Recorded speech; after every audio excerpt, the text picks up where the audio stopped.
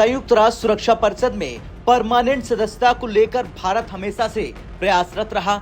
मजबूत दावेदारी होने के बावजूद भी अब तक भारत इसका परमानेंट सदस्य नहीं बन पाया। हालांकि कई देशों ने भारत की परमानेंट सदस्यता को लेकर अब तक कई बार उसका समर्थन किया, लेकिन कुछ खास सफलता भारत को हाथ नहीं लगी। लेकिन अब पीएम मोदी की सरकार है और पीएम मोदी के मैजिक को देखते हुए दुनिया के कई बड़े बड़े देश भारत को परमानेंट सदस्यता के लिए समर्थन कर रहे हैं। अब एक और देश है जो भारत को यूएनएससी में परमानेंट सीट का समर्थन करने लगा। इस देश का नाम है बेल्जियम।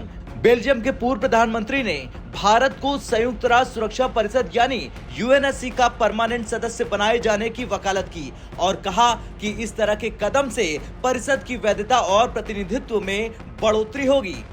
अब इस बयान के सामने आने के बाद चीन की टेंशन बढ़ गई, क्योंकि चीन ही इकलौता देश है जो भारत की परमानेंट सीट का खुलेआम विरोध करता है। चलिए अब सुनते हैं बेल्जियम के पूर्व प्रधानमंत्री का पूरा बयान, जिसे सुनकर चीन अपना माथा जरूर पकड़ लेगा। दरअसल उन्होंने कहा, यूएनएससी को 21वीं सदी की वास्तविकताओं के अनुरूप ढलने की आवश्यकता है। देश ने बहुपक्षीय परिदृश्य में मजबूत स्थिति बना ली है। अगर संयुक्त राष्ट्र सुरक्षा परिषद का विस्तार कर इसमें 5 परमानेंट सदस्यों रूस, ब्रिटेन, चीन, फ्रांस और अमेरिका के अलावा भारत और ब्राजील को भी शामिल किया जाता है, तो परिषद द्वारा किए गए कार्यों की वैधता बढ़ जाएगी और ये बेहतर प्रतिनिधित्व करेगा। आप 21वीं सदी की समस्याओं को 20वीं सदी की व्यवस्थाओं और समाधानों से नहीं निपट सकते। संयुक्त राष्ट्र सुरक्षा परिषद को पुनर्गठित करने की जरूरत है, ताकि भारत, ब्राजील और अन्य कुछ उभरते देशों को अपनी बात कहने और निर्णय लेने की प्रक्रिया को प्रभावित करने का अधिकार मिल सके।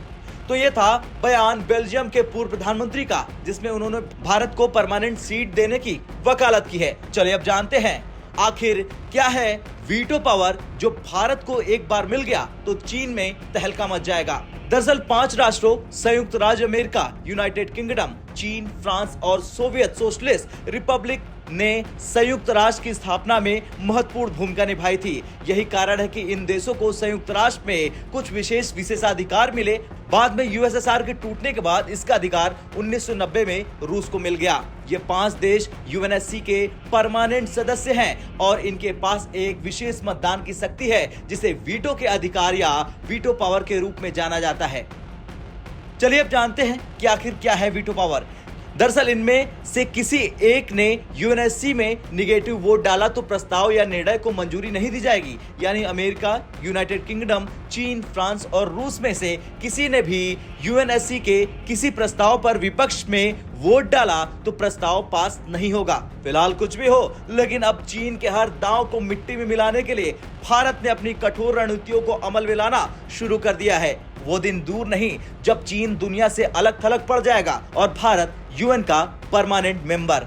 और ये भी साफ है कि मौजूदा परिस्थितियों में चीन दुनिया में एक विलन की तरह देखा जा रहा, तो भारत एक हीरो के रूप में। आपका क्या कुछ कहना है बेल्जियम के पूर्व प्रधानमंत्री के बयान को लेकर? कमेंट कर जरूर बताएं। ब्यूरो रिपोर्ट, भारत तक।